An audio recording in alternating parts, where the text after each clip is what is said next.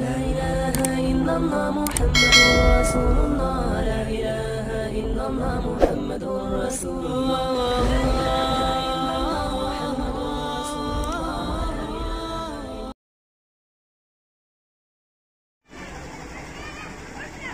گرامی قدر حضرات علماء کرام، صدر نشین حضرت مولانا مفتی مجیب الدین دامت برکاتہم العالیہ اور معزز سامعین حضرات، پردہ نشین ماں اور بہنوں، غالباً 2 گھنٹہ ہو گیا ہے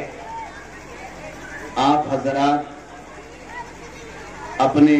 ان نونہالوں کے دلچسپ پروگرامز کو سماعت کر رہے تھے، اور اصل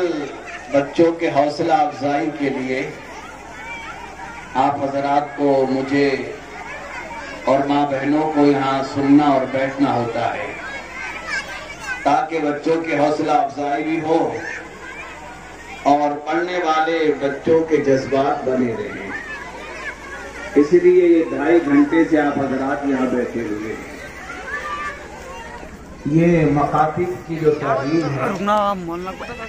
یہ بنیادی تعلیم ہے جس سے ایمان اور اعمال کی حفاظت کی جاتی ہے۔ اللہ کے پیارے نبی آقا رحمت صلی اللہ علیہ وسلم نے اپنی زندگی میں اصحاب صفہ، یہ جو مکتب ہے محمد رسول اللہ صلی اللہ علیہ وسلم کا ہے، مسجد نبوی میں ابھی بھی اصحاب صفہ کا چبوترا موجود ہے، اور یہ اصحاب صفہ کے چبوترے پر علوم نبوت کے حاصل کرنے والے طالب علم فقر و فاقہ کے اندر رہ کر اللہ کے پیارے نبی صلی اللہ علیہ وسلم سے تعلیم کو حاصل کیا کرتے تھے۔ تمام مکاتب قرآنیہ، مدارس دینیہ،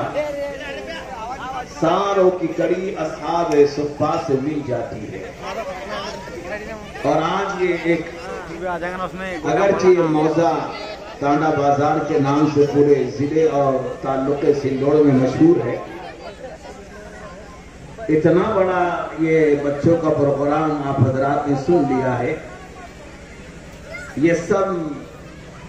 بچوں کے استاد محترم کی محنت ہے، آپ حضرات کا دل کا شوق و لگن ہے، اور اس مکتب کی گویا کہ کرامت ہے۔